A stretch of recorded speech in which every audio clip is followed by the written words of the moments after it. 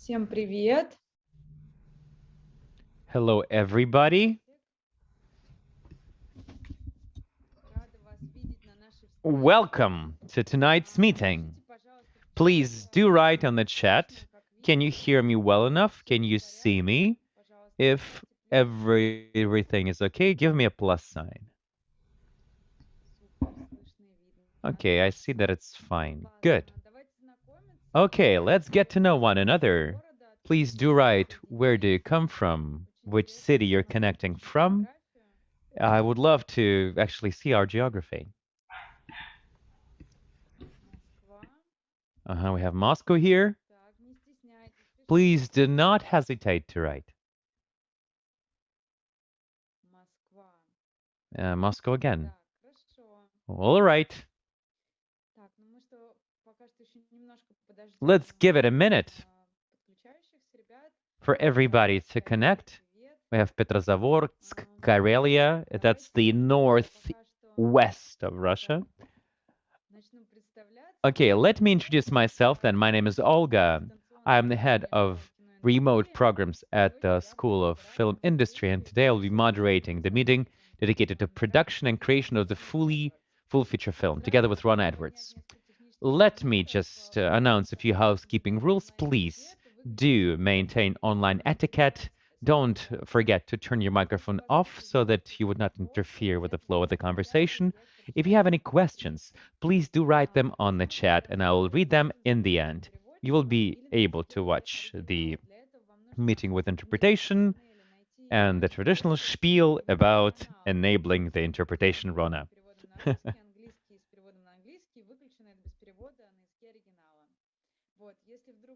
If at a certain point of time you want to switch language or disable interpretation, you can always do that. And we have the city of St. Petersburg joining in. Great. So let's begin, shall we? I believe that many of you have heard about the school, but let me just say a couple of things for those who maybe does not know much about us. So the school is a joint project of Fyodor Bondarchuk, as a venerated Russian director, and Hydrogen Production Company, supported by National Media Group. The mission of the school is to develop the fundamentally new generation of filmmakers in the global context of cooperation, based on leading practices of film industry today. A year ago, we hosted the same set of meetings with international guests to share with everybody the international experience of international colleagues. Now we're launching a set of educational programs with distinguished hands-on experts from different branches of filmmaking. And we're hosting this meeting as a part of presentation of the programs. So let me introduce our today's speaker. Welcome, Ronej Edvardts, the former Vice President for Creative Issues for Oscar, Emmy, Michael Phillips, and Fern Field, together with Monikoi Skербелис, the former Vice President of Universal Pictures. For 10 years, she has been teaching at leading universities in the US. She has released 2 global bestsellers on script writing and the art of film production. She also is a member of Guild of Producers of the US, International Association of Documentary, IDA, Academy of Film Arts, and other international organizations. Rona is the producer at Awesometown Entertainment, and she has been working as a producer, scriptwriter for Warner Brothers, HBO, ABC, CBS, NBC for many years, and many others. So, Rona, good evening and glad to see you. Nice I hand over the screen to you. Nice to see all of you. Welcome, as we say here. Thank you so much, Rona. Yeah, very welcome. Should I just tell a little bit more about myself, or is that enough for everybody to have gotten a sense of who I am? Да, может быть, чуть-чуть пару слов. I guess a few words about yourself. Yeah, that would be most appropriate. Okay, so I actually began as an actor. So I studied acting. I went to California Institute of the Arts. If some of you may or may not know of that university, but it was actually started and is still they're still very much involved by Walt Disney.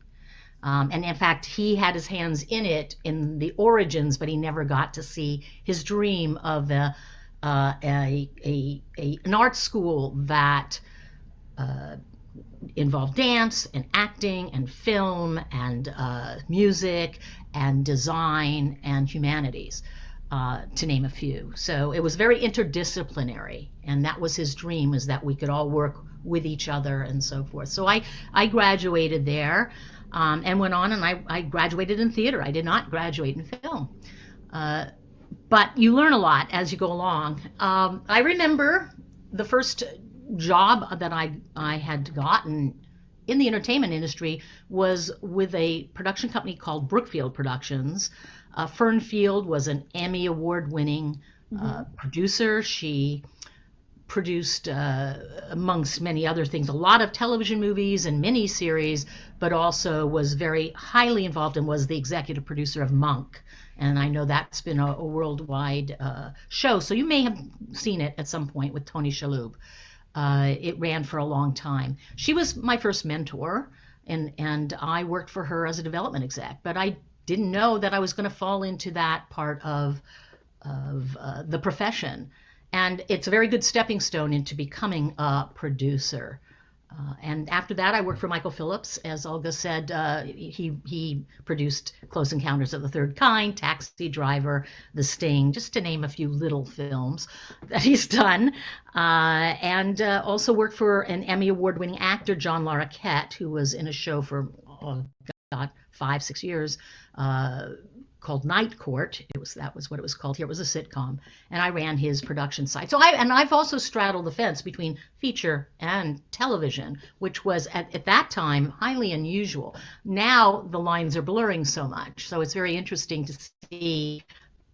I still think television is a different medium than a feature film, but it's all exciting because there's a lot of content, and the best thing I think that is happening out of the new pioneers, as I call them. They're already becoming old pioneers, the streamers like Netflix and so on, is the global content that's out there. So I'm excited to teach this class for all of you. It is about the Hollywood development process and how we develop scripts and how we cover scripts and how we give development notes, and how we create talent lists in order to package a project in order to get financing or sell it to a big streamer network or studio. So that's the emphasis of the class, and you'll learn all of those underlying additions that we keep adding to the development process, but you'll also see how many people are involved, who all the players are, how they fit together in a very cohesive way, ironically. One would think it'd be chaos, but it's not. And it's very important for a producer in particular to understand that process. You can adapt it for your own production companies, albeit a small production company or a large one. It is truly the foundation for most development, even around the world. Korea imitates what we do with their studio system, and so do many others. We are a leading light. We don't always turn out the best products, but we turn out some very good product. It is a numbers game sometimes in the business, and you want to just get things made.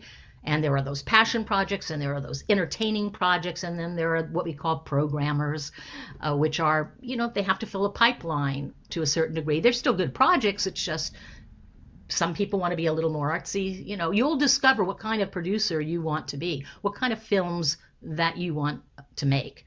So I'm hoping that you'll join me in the class. It's like I said, we'll be covering what the development department, the story department, does. We'll be covering what an agent and a manager does and how they can be helpful. We'll be covering also how to work with writers, which is really important. And if you are a writer, you'll learn how to work with producers and other talent involved, because it does work very cohesively together. And how you put talent together. Who do you call? How do you get your foot in the door? How do you even get your projects, read? In addition, part of the class will also be devoted, the latter part of the class will be devoted to coming up with our own ideas. And I give you a lot of tools in how to do that, some original, some based on headlines or news articles that could be a good canvas for all your ideas. And you'll learn to write treatments. And from that, you can take that and possibly, collaborate with the writer to its full, fruition. So there's a lot of steps involved, but you're going to learn it from the studio system, the process that we use in Hollywood, that small production companies use as well, and so do TV and streamers. So that's what the class is about, that big process. I wrote a book called I Liked It, Didn't Love It, Screenplay Development from the Inside Out, which is a book that we use in this class. It's the only book that's written about the process of development. It's not a how to write a screenplay. It's again, all the players that are involved, how they fit together, and how you come up with ideas. Where do you find them? What can spark that creativity even when you're blocked? Because as a producer, if you're a real creative producer, and you'll learn also the many types of producers there are, because producer is a word that gets bandied around a lot. What does a producer do? Your mom and dad are always going to say, what do you actually do? They don't really know. They don't have a clue. That the real creative producer, and I abide by the Producers Guild of America's guidelines for that, which I will be sharing with the class. The real creative producer is the kingpin. It's the person who finds the project, develops it, sets it up, and produces it, and then takes it to delivery. So from inception to completion. And in between, there are other kinds of producers too. The line producer, most notable, which is more technical, more logistically oriented. That person would be on set and usually just involved in pre-production and production. There's also could be a post-production supervisor, a post-production producer, or a visual effects producer that comes more into post. So there are other titles like executive producer and co-producer and associate producer. And all of those have very different meanings in feature film versus television. Television, the big kingpin in television is the executive producer. That is the showrunner on television series, and that is also the kingpin for movies and miniseries on television. So it's an interesting thing. I don't know how they got flipped. I've been trying to find out. I've been doing lots of research and cannot find out exactly why TV, the executive producer in TV is like the producer or produced by credit that is in feature film. They have opposite meanings in both mediums. So it will be fun to explore that. Hope that gives you, I ran on a bit, but hope that gives you a little bit of what I will try to convey during the class. Да, Рона, спасибо большое. Whoa, Rona, thank you. Indeed, you've answered a number of questions on my list, because I wanted to actually start with the range of definitions. What's the producer, what he or she does, who is the man on set, but probably you forayed into that pretty well. So let us perhaps continue with a more exciting question. How can a producer... А за какой лучше не браться вообще?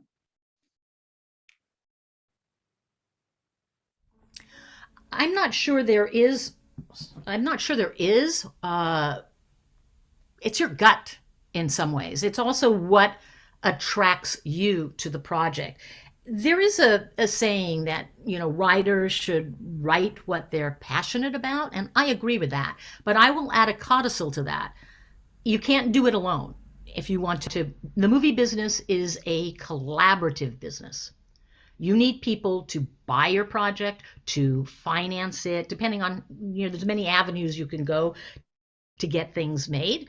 But I would add the codicil, make something that that you feel passionate about, that other people can feel passionate about. So what does that mean?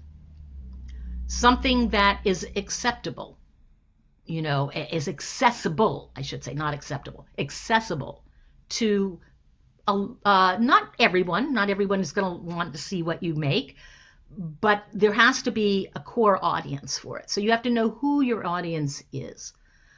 Secondly, I'd say, I one of the things that we didn't talk about was I was a professor in Singapore for 4 years, Chapman University, where I teach a lot at, as well as other schools. But they sent me to Singapore to teach creative producing. They had a 2-year program. The polytechnics, they go till they're 19, so they were able to do what we call a top-up program in conjunction with the Ministry of Education there. And it was very interesting because I also taught screenwriting, which I think producers are really, again, creative producers are really good at because they're working with writers all the time to create material. And in the screenwriting class, it was very interesting to me. The students they seemed to write things that they thought I wanted to see, but were not necessarily indigenous to who they are. So I kind of stopped the class cold and I said, let's talk about the kinds of projects that you want to make that tell a little bit about your voice and who you are. Because cultures are really interesting. I mean, I love going to see movies that take me out of who I am as well, but there's still an accessibility way in for an audience. So what are the commonalities between all of us? The commonalities between all of us are, and there's many more, but here's a few. We all want to love and be loved. That's huge. That's a big thing. I think everybody feels that. It doesn't matter what language you speak. It doesn't matter what your culture is. It just doesn't matter because that is a core humanity characteristic. Another thing would be our parents. Our parents always want a better life for us than they had. That's very core. That's an element that is very accessible. So, for example, I remember as a young person, a movie that really affected me was a movie called The Joy Luck Club, which is about Chinese mothers and their daughters. It was based on an Amy Tan novel and produced by Janet Yang, and it was not a big movie.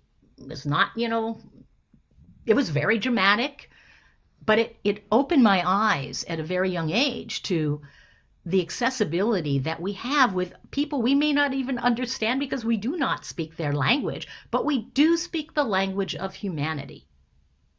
And moral dilemmas. If you see a character, for example, that has a problem and has a problem solving it, we can identify with that. We've all had that. And if that is a moral dilemma of what would you do if you were in that situation? How would you react? Is that character making a mistake? Of course, that character is making a mistake because it's drama, right? And conflict. And we need to see that. But we know we could be in their shoes. We could make those same mistakes, and maybe some of us have. And at the same time, we have that accessibility into a character. I would say, too, that we're also fascinated by villains or antagonists. We hope that we're not serial killers. We hope that that's something that doesn't really attract us. But getting inside the psychology and the psyche of a character like that is really interesting. I look at so many different movies and see these sometimes incredulous villains in them that are just, horrible people, evil people. But somehow we're intrigued by what makes them tick. We want to have a better understanding of the dark side just as much as we want to have an understanding about ourselves. So I could go on and on about character because character to me is everything in a movie, in a TV show. That's who we follow. We want to go on that journey. And one of the other books I use in the class, aside from my own, only because, look, if I hadn't written that book, I would still be using it because there is nothing out there that explains all the different aspects of the Hollywood development process. But the other book I use when we get into finding our own ideas and coming up with some treatments and figuring out which ones do we really love and really want to pursue is the writer's journey based on the hero's journey. So Chris Vogler's book is I'm a very strong advocate of that because it has a lot of flexibility in the way you create stories, and it gives you a real sense of how your protagonist goes on the journey, and there's all these obstacles that should prevent them from achieving that goal, that objective. And it makes the story much more interesting for all of us who are watching or reading it, because it's applicable to a book as well. So I probably went on that one too, but I love to talk about creation and character.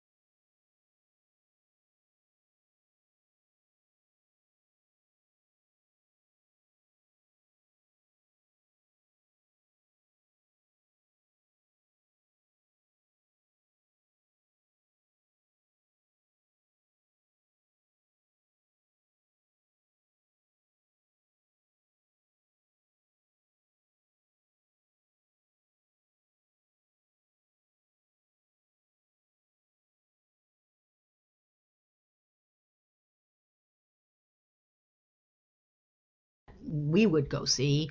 And I think that's the other question you would want to ask yourself. Is this something I want to see? And the second question would be, is this something I want to be developing for a couple of years? Because sometimes it can take a long time to get something made. So am I going to still love it in 2 or 3 years? That's another thing. So. Рона, скажите, пожалуйста, раз уж мы Rona, since we're talking about genres, in your opinion, what genres and themes at the moment are more popular, and which will be popular in the near future, in your opinion?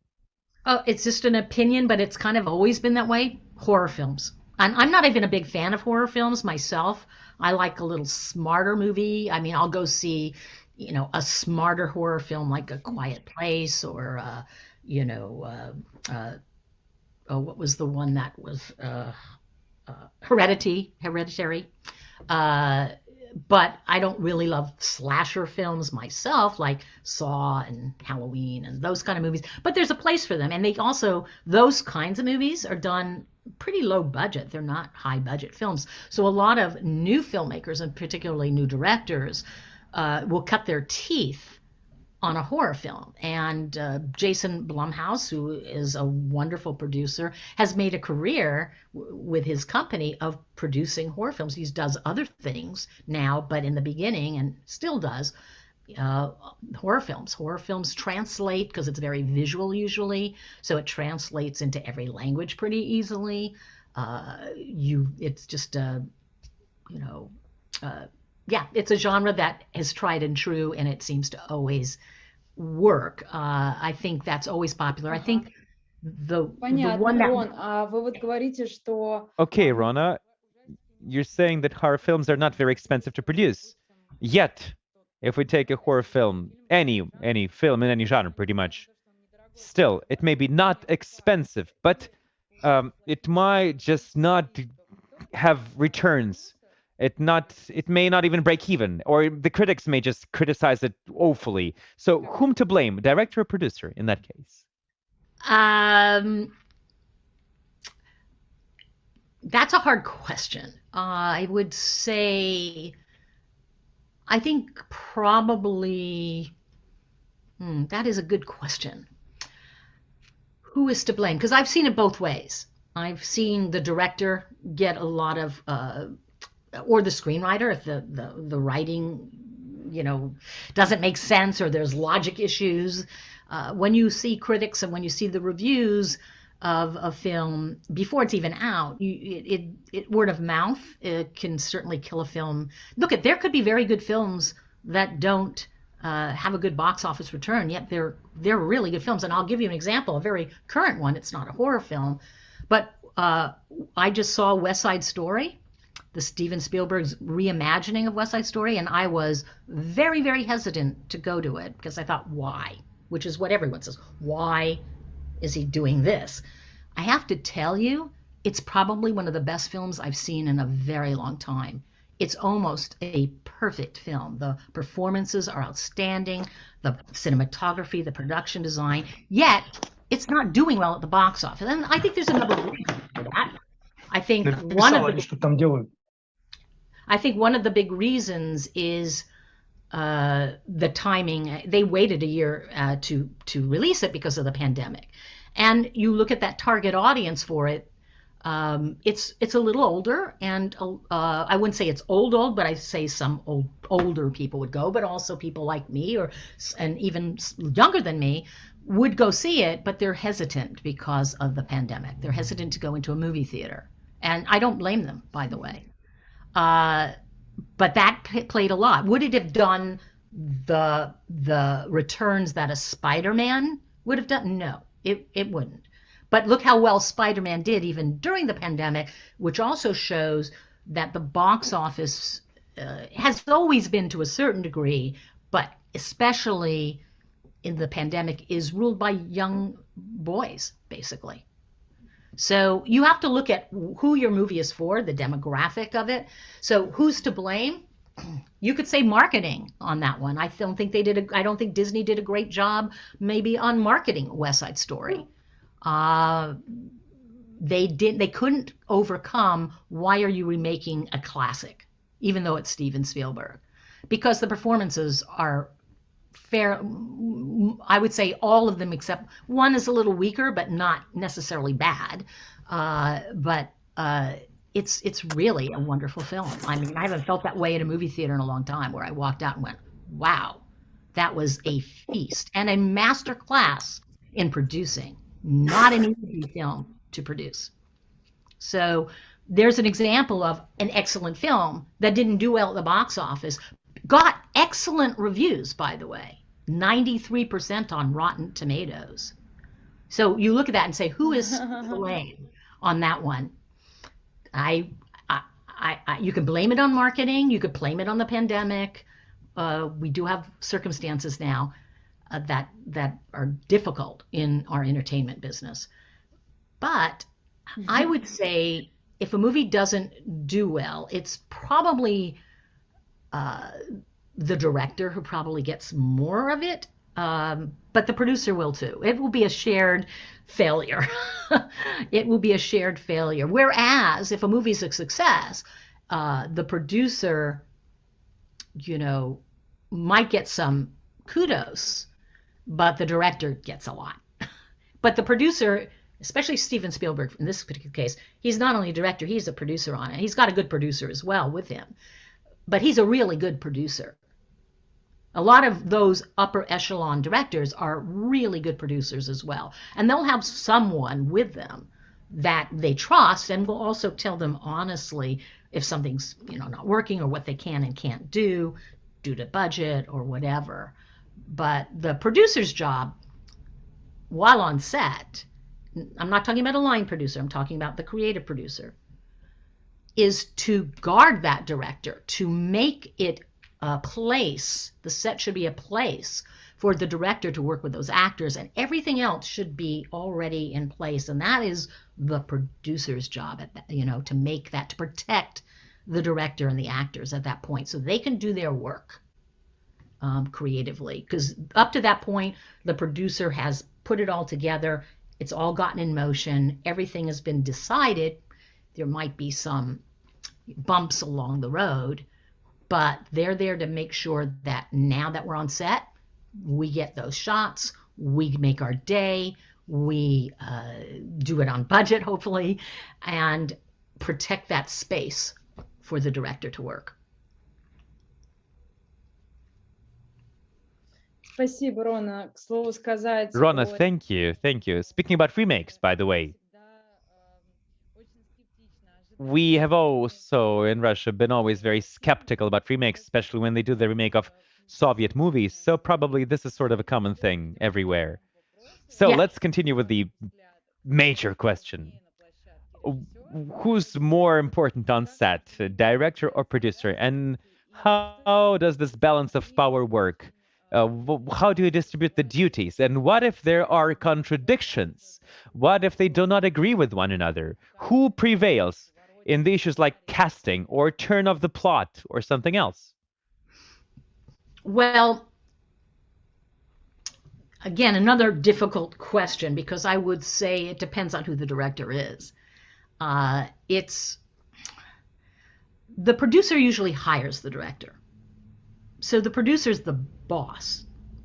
Okay, and I put quotes around boss, because if you have a director who is a producer like Martin Scorsese and Steven Spielberg and those, Wes Anderson, those kinds of directors that are up in that 5%, the upper 5%, they're going to be very hands-on as a producer as well. And that doesn't mean you as the producer don't have a say, but you do want to hear, and they're the creatives too involved. You're all creative.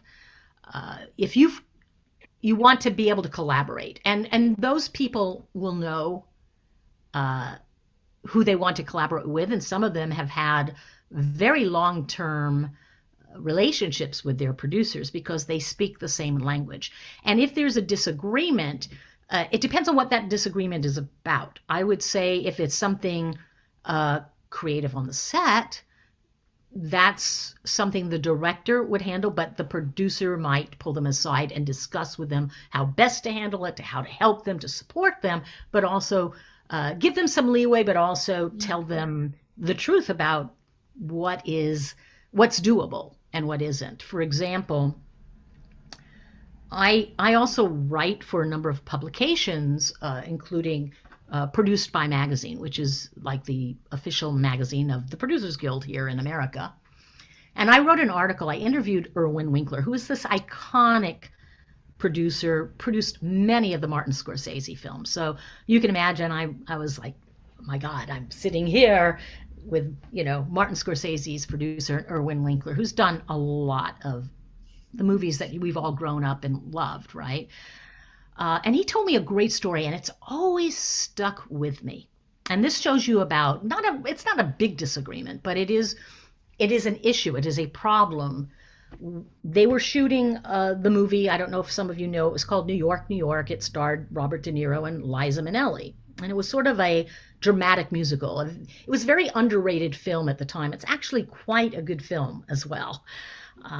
It's funny, all these big directors want to do somewhere a musical in their careers, and that, I guess, that was Martin Scorsese's New York, New York. It wasn't a musical though. It was dramatic. It was really about the breakup of a relationship, to be honest. But they're working late, and it's going to go into overtime. So that means it's going to cost more. That day is going to cost more. And how is Irwin Winkler going to handle this with Martin Scorsese? He had already directed Goodfellas and, all the iconic films that really made him who he is. And so he had to pull Scorsese aside. You never do this in front of everybody. This is a private conversation. We're going to, Marty, we're going to go overtime.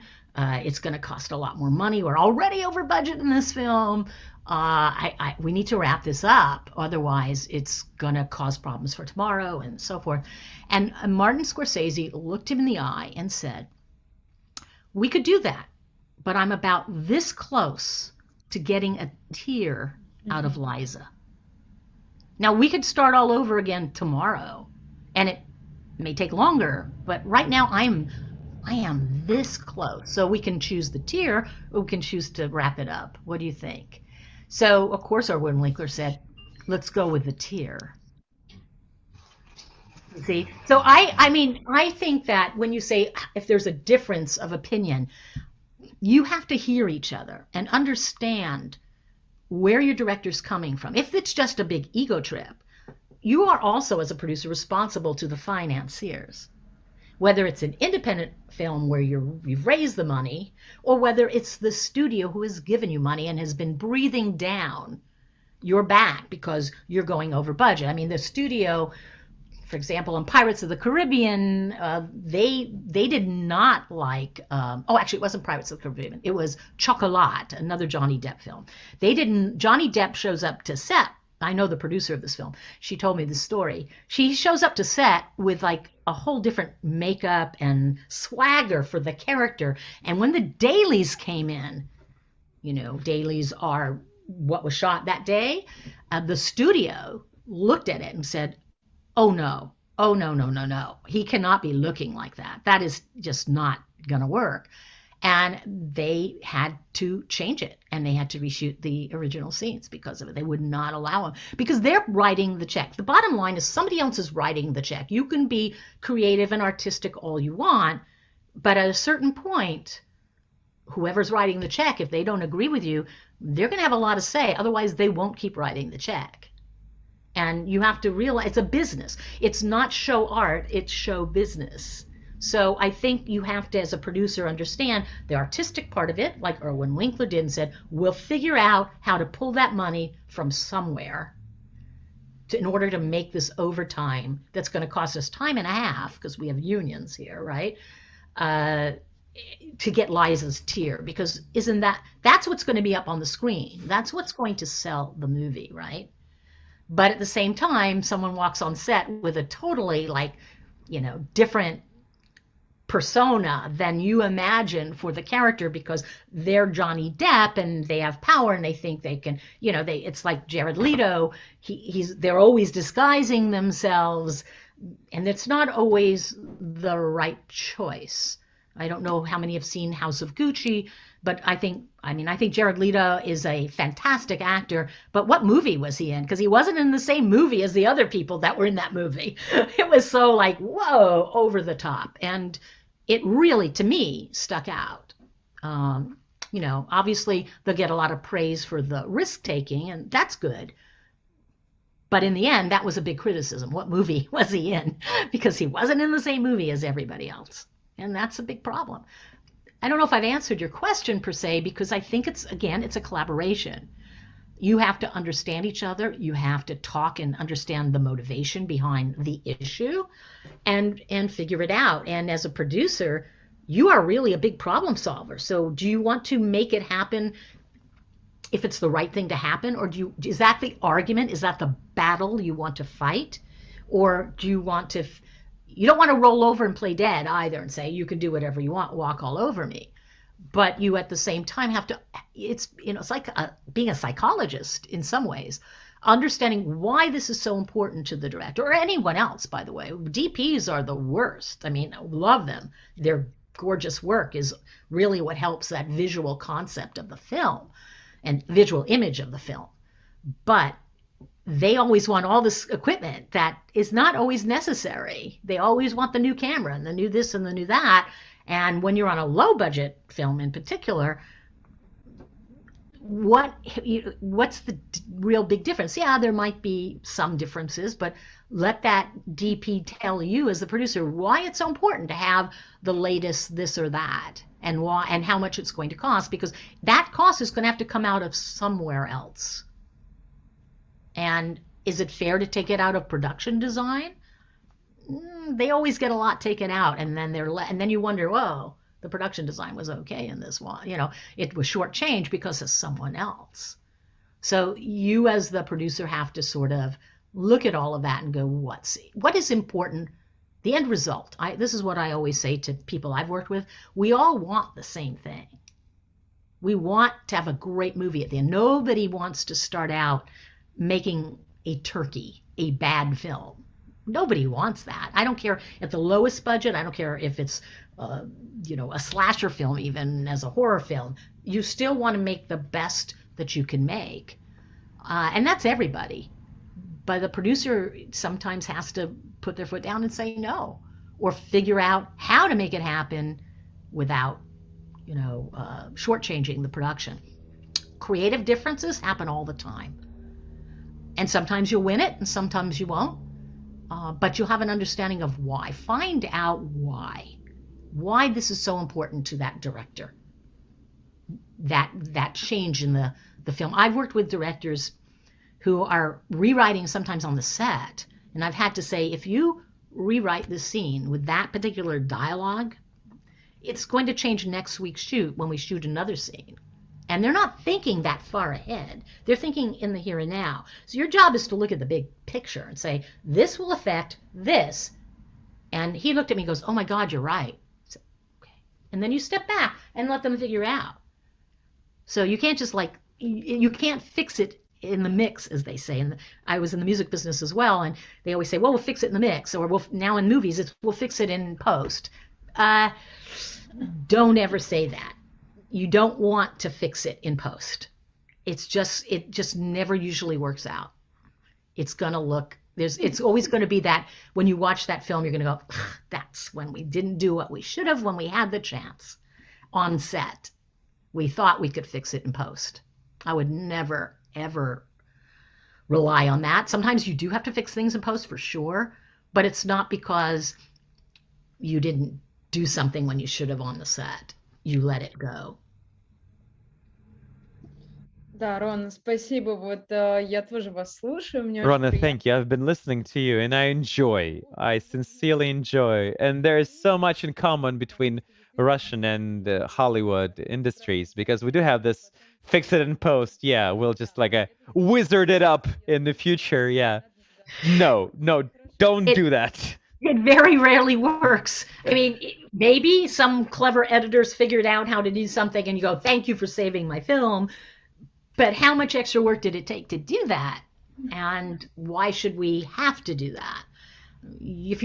Prep is everything. If you can really prep your film and the decisions are made then and you lock that director into those decisions, there's, Ну да, ну и соответственно, я Yeah, думаю, что sure. And you will probably agree that all of the things that we discuss, maybe producer is the person who really needs to know all of it, every particular stage of production, directing, script writing, cinematography, editing, because this is the person who controls it all. Do you agree? Well, I don't think you have to know every minutia about it, but I think you have to learn how to talk the talk. An example of that is we teach a class that was developed and created by a colleague of mine at Chapman University. It's basically for freshmen, but also our transfer students who come in later. They have to take it as well. And it's called Filmmaking Fundamentals for Producers. And what that class does, and I think it's important, is it introduces everybody to what everyone does on the set. And every homework assignment is based on that particular position. You don't have to do it well in the sense of, a lighting plan, for example. You'll have an understanding, because we have guest speakers that come in and talk about lighting and the kinds of lighting and so forth. But when you do a lighting plan for a scene, they'll turn it in, but they'll have an idea of where the camera should be placed. And that doesn't mean that it's locked in. It just means you have an understanding of what a key light is, a backlight is, a fill light, etc. So you understand if something isn't, is that really the way it should be lit, and so forth. But you would take care of that kind of stuff more in pre-production, unless you see a mistake made on set and you go, hey, we're not seeing the actor's face. Is that really what you want? And you would take the director aside and say, is that really what you want? And the DP would look and go, oh, gosh, no, that doesn't look so good. And, get their gaffers and grips to, figure it out on set. But I think it's important to know the hierarchy on set. I think it's important to know what everyone does, but you don't have to be an expert in all of it or any of it. Well, you should know how to work with writers. You should know how story is. That's the whole point. We create stories. We should know about storytelling and that mechanism. That I think you can become quite an expert in. And also picking talent and seeing talent. I think that's part of the producer's job as well as the director's job. learning what, the sound is about. If you can't hear a film, unless it's a silent film, that you need to make sure that you, again, have not only production sound, but understand what post sound is and the many levels of post sound, from Foley to sweetening to looping, all of those things that come in post. You need to have a good understanding of, and a good ear for, and a good eye for. That, I think, is probably an important part of a producer's job. But you don't need to know how to run the soundboard, for example. That's why you have a sound person. You can learn how to explain to them something. And in television in particular here, where the producer is king, we would sit in editing and post. The director would, the editor would do a rough assembly cut, the director would do their cut, and then there would be a producer's cut in television in America. I don't know if it's done that way the world over, but in America, that's the way it's done. But in feature film, usually it's a director's cut, but you've always heard, and I'm sure you've seen DVD special editions, limited editions. This is the real director's cut of, Close Encounters of the Third Kind, because the studio said, you have to make this movie for this amount of time, like we want it to be under 2 hours or whatever. And then they put in more. They have all this great footage that they had to basically not use to make a good film.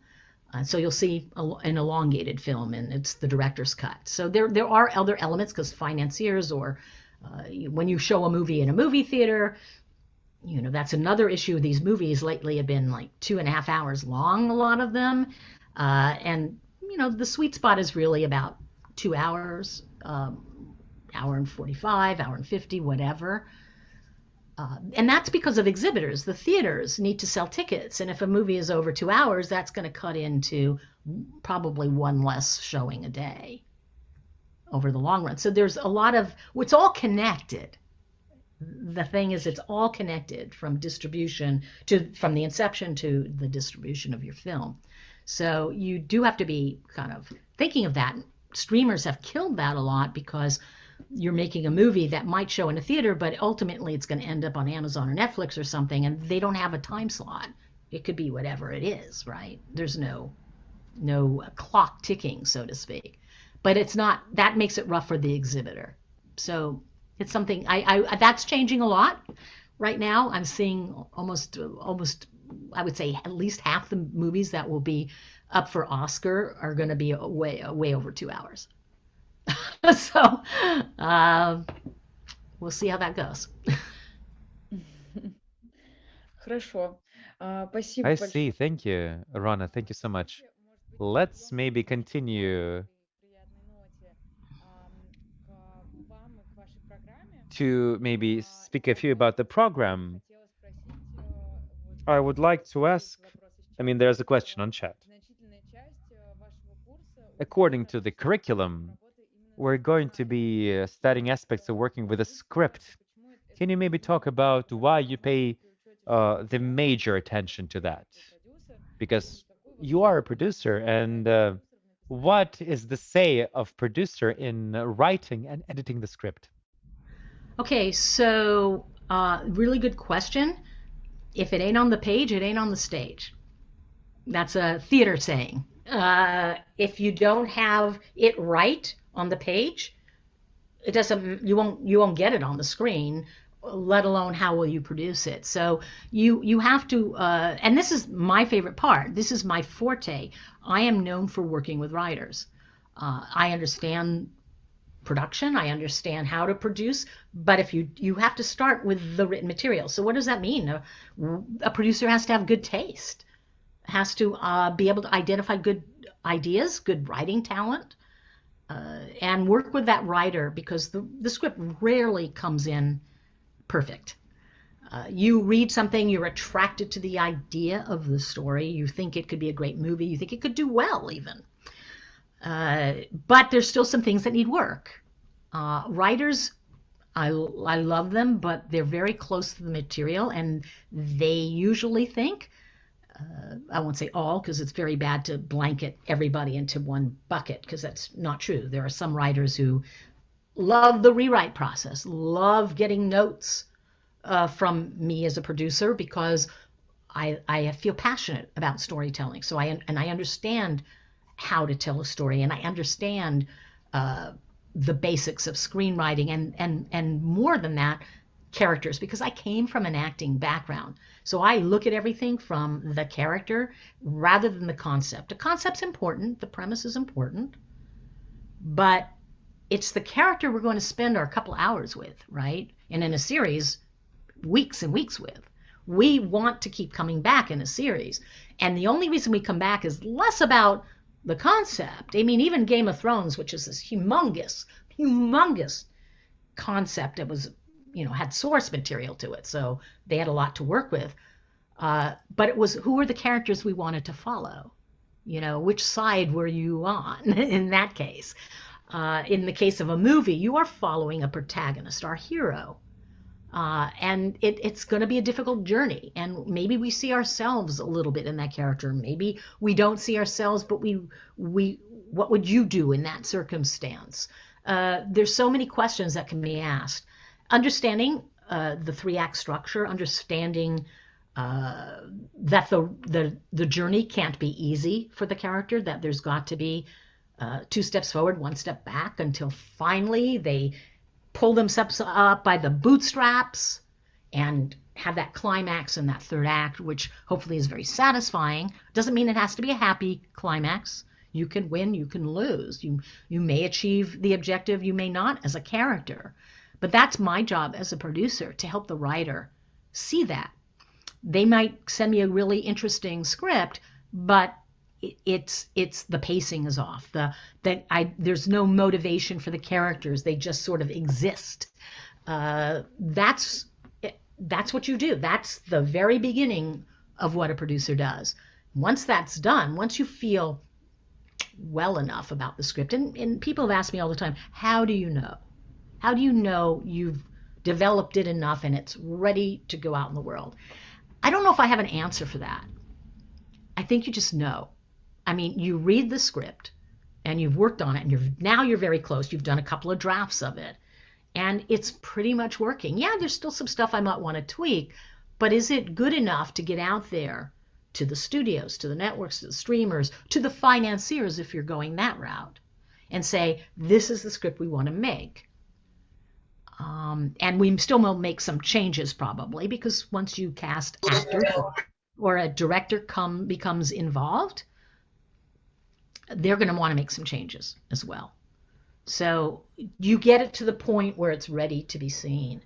It's very important to have, for a producer, a creative producer. Like I said, there's other kinds of producers. If you're just a line producer, you're going to get handed a finished script. It's already a go movie, and you're going to prep it logistically, operationally, and you'll see it through to production. And then at the end of production, the line producer is gone, and then you're in post and delivery. The creative producer is there for the whole thing. So the line producer would answer to me as a creative producer. And we'd have many discussions about UPM as well. We'd have many discussions of how to make this movie for the budget that we have. And in some cases, and I know this happens a lot, it's happened to me in television movies, where you have a great script that was written as a feature, but you ended up selling it in a different medium that didn't have as much of a budget as, say, a feature film. And that was going to present a problem. We had to go back and take that beautiful script and rewrite it in this way of merging characters, so we didn't have to hire so many extra characters, limiting the locations, because that's an expense as well. So can we do something that may have been set in the original script somewhere else? Could we do it in a set that we're already using, or a location that we're already using? A lot of times you can. It's not always the best solution, but it's how you have to keep a lid on the budget. So that's why it's important in this particular class, which is a development class. It's a creative producing and development class. We look at the material, we look at what a story department does, we look at what creative executives do, because you as a producer can't possibly read everything that comes across your desk. if you start getting submissions to you. So you hire somebody, you have someone work for you that will write coverage, give you a bird's eye view of the synopsis and comments on the script, which will make a decision for you. You'll make the decision, oh, this person really liked this. Oh, this sounds it. I will now read it. I'll put this in my read pile. Whereas there may be some of this person doesn't know how to write. The concept is unclear. The character is not someone we want to go on the journey with. I mean, it's not that interesting. Whatever the comments are that are written, you'll look at it and you go, maybe you like the idea of the concept, but you're seeing that there's a problem with the writing by what your person has written about it. I've had this happen for me a number of times where I then will read maybe the first 20 pages and see, okay, that's what we're here for, is to develop it. It's not ever going to come across your desk perfect. It's very rare. I've had scripts that have come near perfect, but they've still needed notes and a rewrite. It doesn't mean it's a page one rewrite.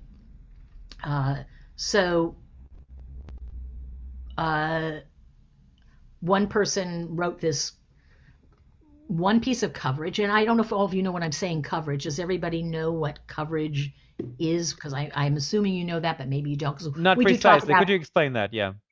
Sure. So coverage is something that was started in the studio system many, many years ago. It's been that way almost to the silent days of Hollywood. So over 100 years, I talk a lot about this in class. The history is kind of amazing. They would get so many scripts across their desk, they couldn't possibly read everything. So they had what were called readers or story analysts. If you're in a studio situation like the major studios here, they're union jobs, so they're called story analysts. But everyone else, production companies and some networks as well, on cable and streamers, will hire what are called readers. And what they do is read scripts, and they write coverage. And coverage is a log line, a synopsis of the whole movie, done in a certain way, which I teach you how to do, and then comments, a good page of well-rounded comments, not just I liked it. You never personalize. You always say the script. The script is this. It would be really good if the character of so-and-so, we don't understand always the motivation, but it's a quirky, interesting character, blah, blah, blah, blah. And they'll do a grid, which is a scoring grid, which is like a 1 to 5, 5 being best. And they don't always do the scoring. They'll also grade it under poor, fair, good, and excellent. And there'll be boxes checked for the overall concept, the characters, the dialogue, and the structure. And the person writing the coverage will check the box of, excellent, good, or fair, or poor. There'll also be a recommendation for the script, pass or recommend or consider. Consider is like, the middle of the road maybe, and recommend is you need to definitely read the script, and a pass is not worth your time. But there'll also be a recommendation for the writer, because let's say the script is not really right for you, but it's actually a good piece of writing. They did a good job. So you want to keep that writer on your radar in case, there's another project down the road that you might need a rewrite for, or a book that needs to be adapted, or an idea that you have that you want to work with that writer on. So that's what coverage is. It's a page and a half or 2 pages of the synopsis, a page of well-rounded comments, the grid for scoring the aspects of structure and character and dialogue and premise, and then the recommendation for the script and recommendation for the writer. And there'll be a top sheet as well on it that lists all the specifics of what the name is, who it was submitted by, because sometimes an agent will submit to you, sometimes you'll get it from somewhere else, who was the analyst, any elements that may be attached, is there an actor or director attached, for example, where it takes place, and also the time period. So you'll have all of that information on the top sheet, and the log line, and then a synopsis and so forth. That's what coverage is, and that's done in every story department, in TV, in feature film, in streamers, and so forth. Why do we do coverage? It's not just because there are lazy executives out there. I'm sure there are, but the development executives at a studio or a production company don't, like I said, have time to read everything. So they need someone to vet it out and to curate what should be read. And again, like I said, I will read the coverage, and if the premise sounds interesting to me, even though it's gotten a bad write-up, I may not just pass on it. I may want to read a little bit because maybe it just needs work. And am I willing to put in the work? That is the question. Am I willing to develop it with the writer? So there's many aspects that go into deciding whether you want to option or work with the writer further or just pass because it's just this writer has no understanding of writing. That's a problem too. So you have that aspect of that and identifying those projects, and then you as a producer will make a deal with the writer or the writer's representative to option it, and this happens with books as well. If you have a book that you really like and you want to make something out of it, you have to make a deal, and then you have to attach a writer to write the screenplay. Not every book writer is a great screenwriter. It's very different. Screenwriting is very, very different than writing a novel. And some cross over very well, but others do not. And a lot of them don't want to. So then you're going to have to go out and find a writer. So you're going to have to read writing samples of different writers that the agents will submit to you.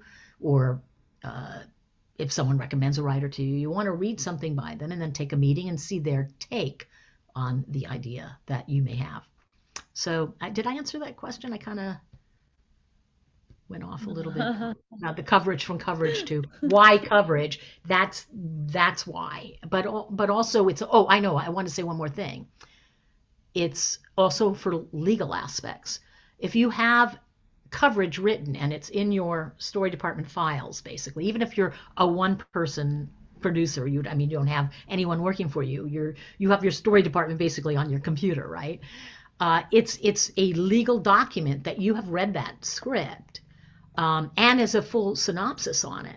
Because if someone comes back and accuses you later of stealing something, you can show them, yes, you read it, but it's way different probably than the script you're doing. Because there's been many times in my experience where I've gotten like 6 projects about Cupid, for example.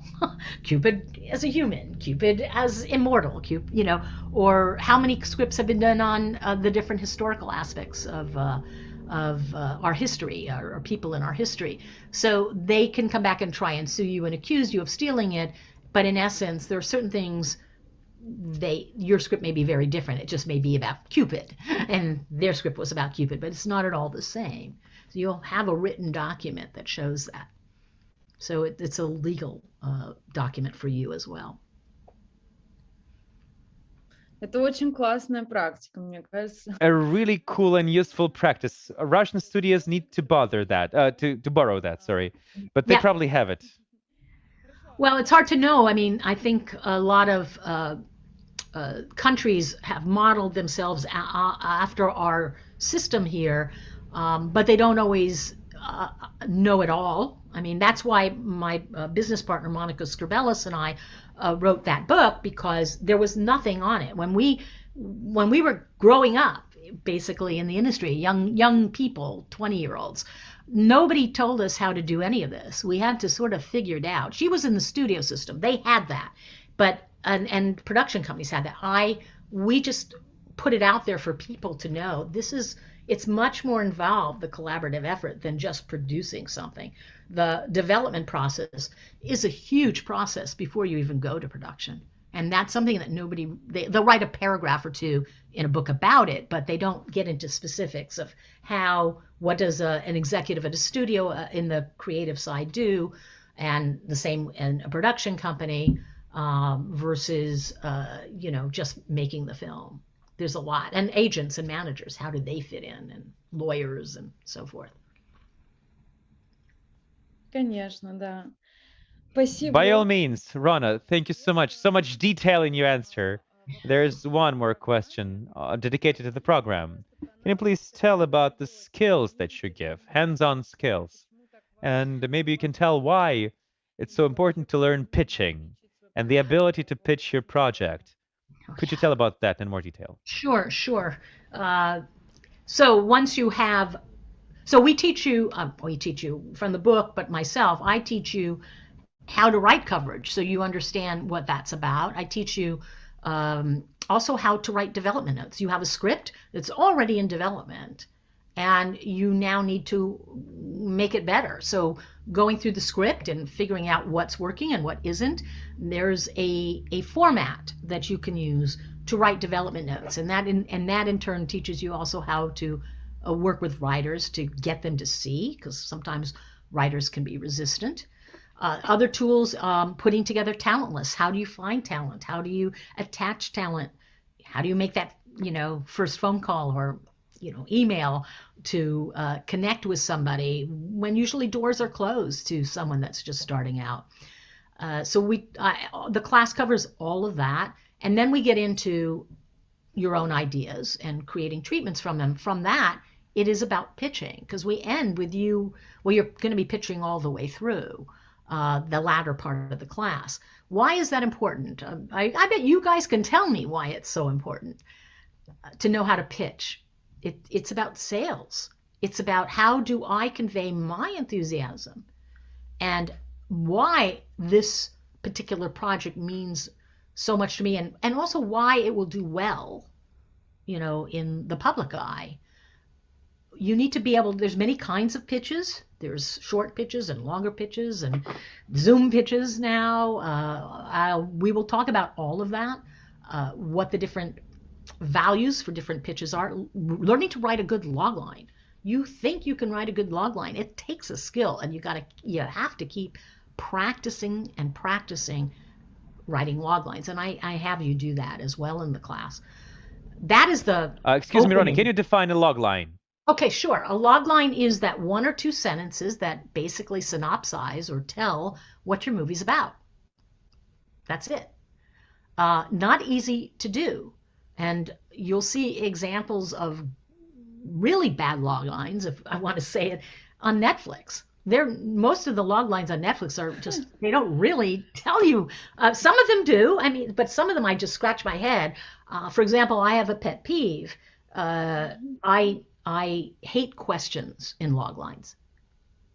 What will they do? It's like, what do you mean? What will they do? I don't like to dumb things down for an audience. I think you give them a sense of what the film is about and who the characters are, and the obstacles that they're going to have to overcome in the movie or even in a television series. We're following this character. What is that log line? And you can distill your project to one or two sentences, and most of the time one sentence. We used to call them TV guide log lines, because not that long ago we used to have a TV guide that would tell what was on every week. And I remember as a kid going through it and, like, this shows you how anal I am, highlighting the shows I wanted to watch that were of interest to me. But they were basically one or two sentences about the movie. That needs to convey a lot. It needs to convey tone and character.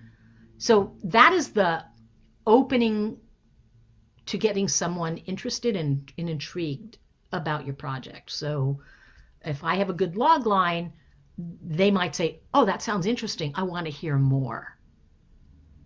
And then you can get into a longer pitch. So a log line, when you write a query letter, I'm producing this script, I just developed it with so-and-so or whatever, and you spout the log line in an email. That's going to say to me, wow, that sounds interesting. Or I might go, well, that doesn't sound that different. It just sounds like a lot of other projects. It's derivative of other projects. But I also might go, that piques my interest. I kind of want to know more. So maybe, even though I don't accept what we call unsolicited material, and that's for legal reasons, if I am interested in something from a writer or another producer even, that there's no agent attached that is submitting it. It's not going through a channel, which makes it much more legal for me. I will send what's called a writer's release form, and we talk about that in class too. Writer's release form is a legal document that this writer is submitting this project and basically absolves me of, like a waiver, if you will, because I may have projects that might be similar, and I don't want to be accused of stealing anything. So they will sign this and they'll send the project. It's very standard. The big agencies use it all the time, and production companies use it all the time, and studios won't. Actually, a lot of studios will not, and production companies don't even accept that. They want it submitted to them via a lawyer or an agent, because it's just legally a better way to do it. It also creates a paper trail. I create the paper trail because you sign, if a writer signs a waiver, this writer's release form that absolves me, basically saying I may have projects that are similar, but I'm happy to read it and consider it. I will do that. And sometimes even in my classes, a student will pitch something that is sort of in the similar vein of something I'm developing, and I will stop them and say, I just want to go on record right now. I don't think your project is the same as mine, but it's dealing in a similar canvas. So I need to state that, otherwise they could say I stole something from them, when they say there's only 7 basic plot lines, and it's how you execute them that makes the difference. So I have to keep reminding students of that. We see similar stories over and over again. It's how it's executed that makes a difference. And a good example of that is, romantic comedies. You either win or lose in that. You either get the guy or girl, or you don't get the guy or girl, right? There's no other option. So the construct of a romantic comedy is pretty standard. They come together, they lose each other, they fight for each other again, and they either get together or they don't. That's pretty much the structure of a romantic comedy. But there are some very unique romantic comedies out there that we haven't seen. So it's all in the execution. But you can't say I did this or that. Unless I'm actually taking the exact same character and it's incredibly similar, then that would be a different ballgame. But I don't. So I try to stay away from even accepting anything that is remotely similar to anything that I have on my slate. So it's pitching. It takes practice.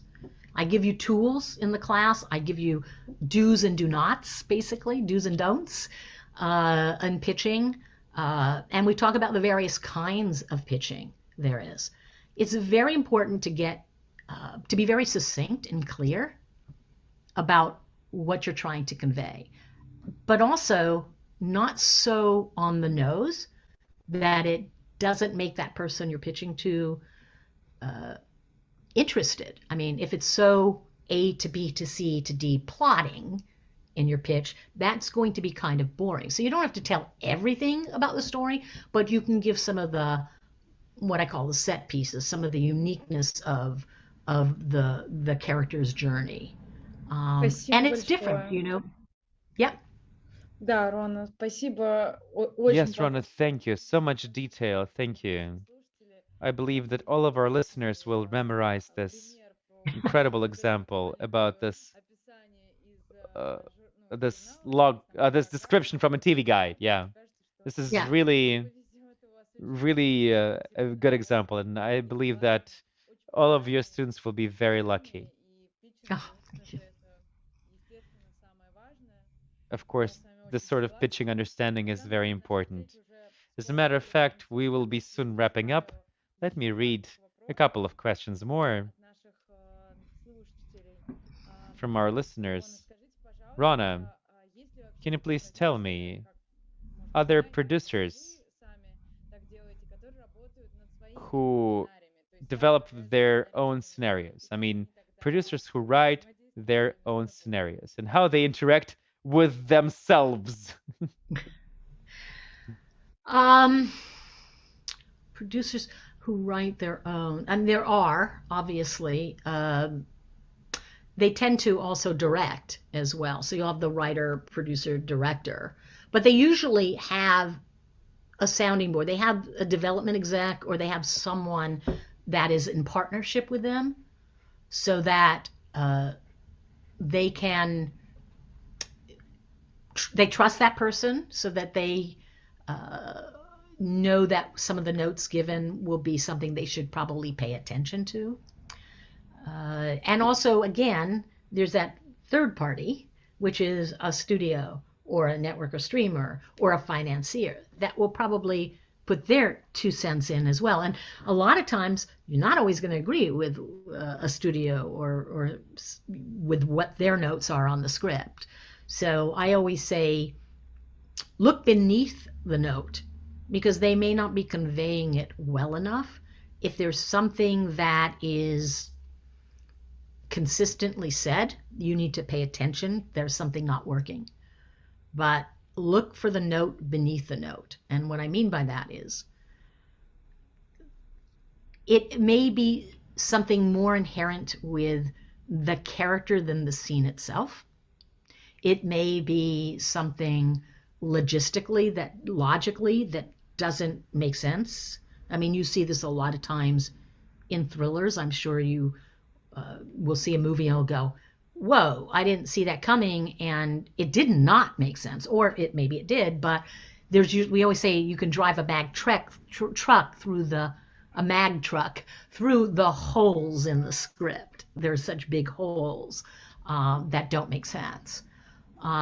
Sometimes if you're doing everything as a writer producer, it's hard. You can't do it all well. So I think you do need to have somebody on your team that's going to be, that you trust their opinion more than anything. And you can listen. And I say to writers,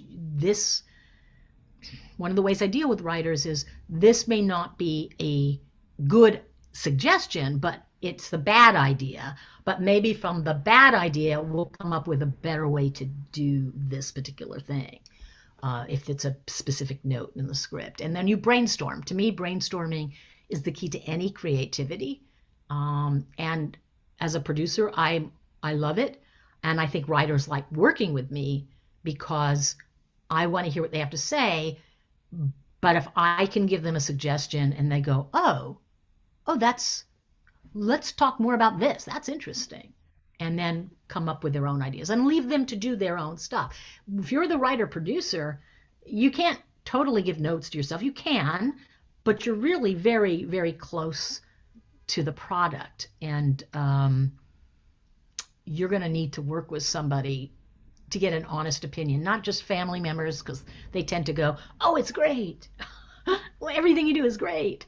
And you really want honesty in it. You really want constructive criticism, not just criticism. They need to back it up. When I give a critique or a note on a script, I back it up why I'm feeling that way. And a lot of times, studios, they don't have the time. The executives at certain production companies, they don't have the time. So they'll just give the note. I had one writer question every note that was given by a network exec. And after that meeting, they wanted to replace the writer, because that wasn't the time and place to question. Think about it. Say, let me think about it. And then a lot of times, if you address most of the notes, but not all of them, but it's maybe corrected that note Конечно. That they gave. So it's a longer conversation about how do you do that for yourself. It's harder. You have to have someone else read it. Да, я согласна. Спасибо большое. I agree with you. And how about the question that will be the last one? Rona, tell about your favorite project, or maybe the hardest project, or both. Well, currently or in the past, because I have so many. They're like my babies in some ways, and they're all very different. For example, I just closed a deal on an animated feature that's going to be done outside the studio system. So it's an independent animated feature. So I made a deal with a company in India, and we just closed the deal on that. And we still have a little ways to go, but I've been working on the project for a very, very long time. and in the development stage, as well as I have had it set up at other places, and then it didn't happen. So it's kind of one of those projects that I feel very strongly about, and it's based on children's books called The Beerball Tales. Another project I love is it's a Vietnam story, but it's less about the war in Vietnam as it is about finding one's humanity. And it's about a doctor who is drafted into the war in Vietnam, and he goes and he just looks at it. He's actually like at the beginning of his career as a doctor, so he looks at all the cases that come before him as if like it's Grey's Anatomy. It's a experimental, it's like, oh, fantastic, and someone I can operate on, right? He doesn't have a lot of humanity. He's pretty cold until he meets this French nun who runs an orphanage, and there's some kids that are very sick, and he ends up going there. He's dragged over there, and he helps cure these kids, much to the chagrin of some of the opposition in Vietnam. And it's about this unrequited love story, ultimately, that can never happen because she's a nun. He's this American doctor. And it's a very international cast because there's Australians in it, and obviously Vietnamese and so forth. And it's the kind of story that you will have tears at the end. So I feel very passionate about that one. It's a beautifully told tale, and it's based on a true story, which, I love those. Harder to get made, but it's something that could win Oscars, in my opinion. So you find the right person. One of the movies that I've produced that I've really loved is a movie that was for a network here called VH1, which is a music, like an MTV. It's like their sister channel. And it was one of their movies that rocked. They used to do some movies that had music in it. So I did a musical, and it was called Out of Sync. And it married everything I love, music and drama and just movies, movie making. So there's a lot. You have to love the projects because you're going to be, as I say, in bed with them a long time. They don't always get set up right away. And you have to, like I said earlier, will you feel the same way about it in 2 or 3 years?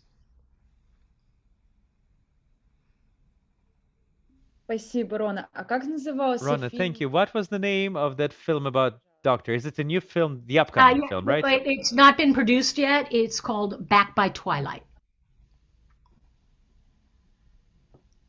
So, yeah, it's a beautiful film. Beautiful film. It will be a beautiful film, I should say. Рона, спасибо вам большое. Мне было очень Rona, приятно. thank you so much. A tremendous pleasure to talk to you and actually find out a lot of new things and approve some of my points of view. I think the listeners enjoyed the conversation a lot as well. I would like to thank everybody who was here. Please join us on social networks and follow our meetings. You'll have the recording of this meeting online. Rona, thank you so much. Thank you. Have a great rest of the day. You too. I appreciate it, and good luck to everybody, and be safe and be well. Спасибо. Все. Всем спасибо, ребят. До свидания. До свидания.